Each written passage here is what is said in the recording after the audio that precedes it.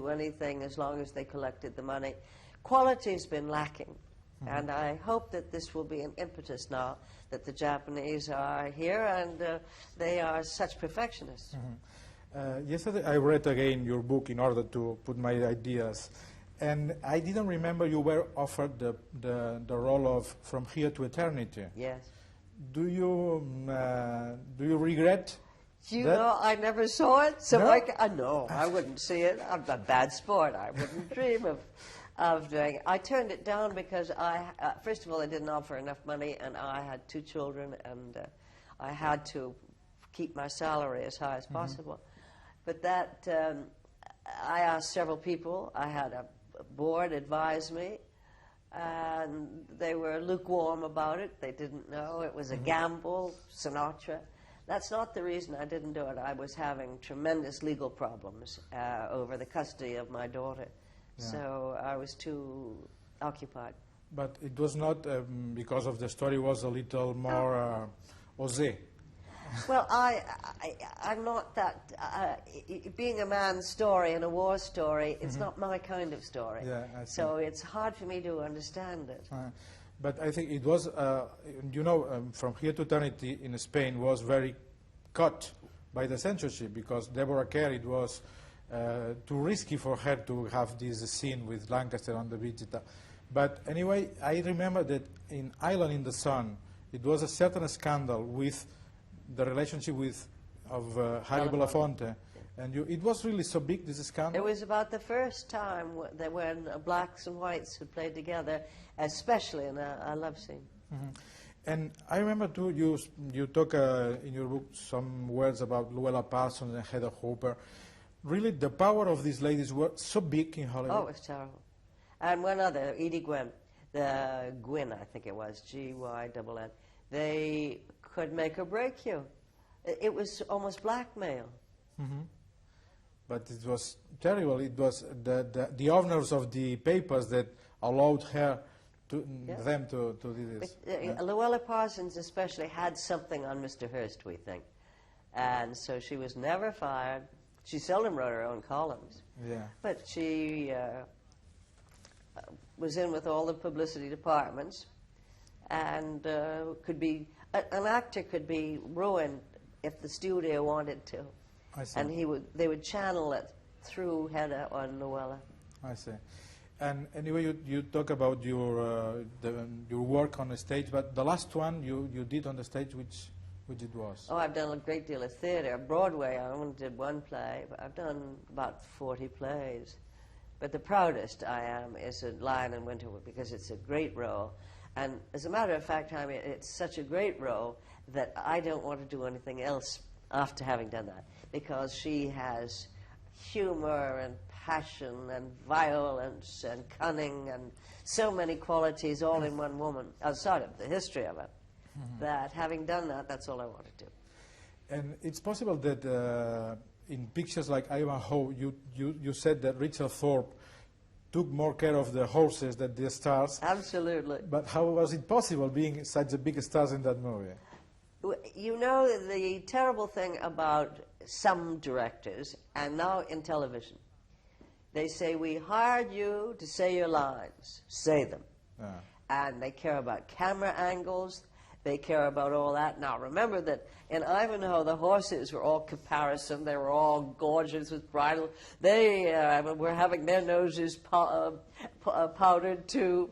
So, no, there was absolutely no direction, no talk, nor was there an Island in the Sun about attitude or emotion. And that may be because we had something called the Actors Studio that was getting highly intellectual about the meaning of everything. And even Betty Davis got into it. The actor now is perfecting his art. They called it a craft, which I'm sorry about. And I think the directors didn't want to discuss it with the actors because it would take 3 days. I remember being told that in one film, Betty Davis talked for 2 or 3 hours about a door and saying to the director, this door would not have this kind of key. And this sort of detail started. Very time-consuming for the production company. And what about the legend of Hitchcock, who said that the actors were like cattle? It's a legend only? Hitchcock had wonderful humor. He was a child, too. And naturally he would say that. You see, he was a Cockney, and that means, in the English terms, that he was stamped as being from a very low class. So the actors all probably had bad accents, but were trained to have Mayfair accents. And Hitch resented this. And so he had to get even with the British group. So that's what he said that. That was fun. Surely you know that Rebecca was such a popular film that the pullover you show at the movie... It's called a Rebecca. It's called Rebecca, but everywhere or all in Spain? Only in Spain. But you know, you need that. It's amazing. Yeah, it's wonderful. It's amazing. And the other film you did with Hitchcock, Suspicion, the fact of Cary Grant being not the bad guy at the end of the film, when was decided? We made the ending, and he was a bad guy. Now, I know this because I wrote a friend who finally sent me the letter from 1940 or whatever it was. And I said, this picture cost $1 million. In those days, that was astronomical. Mm-hmm. And then I said, but we have to go back for retakes. That the story was that the audience at previews wouldn't accept him as a villain. I don't know the truth of that, but that was why we remade it. And it's not very logical, is it? He, all the way, including the milk, the whole thing, he is... Well, he was a bounder and a cad, and he sold the furniture and did terrible things. So how he could turn out to be a nice guy at the end, I don't know. I suppose that when you come to Spain, there is always a question about Serenade, the film you made with Anthony Mann. And Lanza and Anthony Mann. And Anthony Mann married the other girl, who now has been a big star in Spain, Sarita Montiel. But do you remember this shooting like something special? Or a film? I know that they sat side by side during the rushes and held hands. And Vincent Price said to me, well, we won't get many close-ups. We know who will. I see. And there are certain films like Frenchman's Creek that you regret to have done. I hated that. Yeah? But a lot of people write and say it's their favorite film, so everybody has a certain taste. And I hated it. But anyway, you have always preferred this kind of romantic characters, like Letter from an Unknown Woman, as like sensitive, the best? Yes. A dreamy one. Yeah. Well, it's only a couple of more questions. You have noticed I haven't said a word about the person who played Melanie Hamilton in Gone with the Wind. It's a story that you can't say nothing. Are you talking about my sister? And I'll just tell you that she is a lion and I am a tigress, and they don't get along. I see.